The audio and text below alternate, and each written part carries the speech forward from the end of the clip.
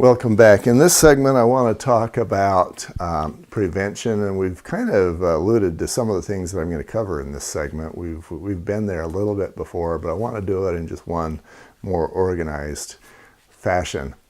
Prevention is basically carbon monoxide detectors. It's where to place a detector. And then we've also talked about just making sure that, for example, if you do have gas, whether it's in the furnace or whatever, it needs to be a solid non-dancing blue flame. So your CO detectors can be combined with smoke alarms, but again, they're doing a particular purpose. We talked about that in the last segment. Where to place a CO detector? Upstairs on the ceiling for fires, downstairs on the floor for non-fire conditions. Now, in my case, my furnace and water heater are in the basement, and so it would be a very good idea for me to place a CO detector at or near ground level near the furnace and water heater.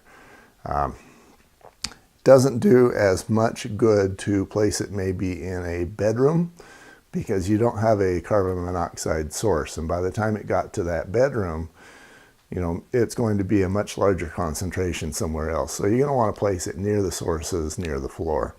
And on the main floor, you're going to want to place it near your fireplace or your stove and oven, or in one case, I lived temporarily while I was building a home in the basement of my brother-in-law's home, and he had a space heater in his basement because it was cold. And so we would use that space heater, and I had kids, and one of my daughters decided one day to actually place a t-shirt on this space heater to dry it out, and then she caused a fire.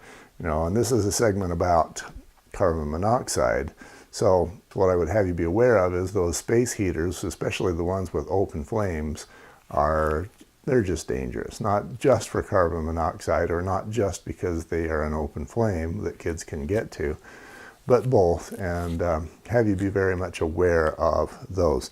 Basically, any condition where you've got anything that burns, any natural gas, etc., it's a potential CO source. And if you want to take care of your family well, I would suggest that it's better to spend money on carbon monoxide safety equipment than, for example, radon.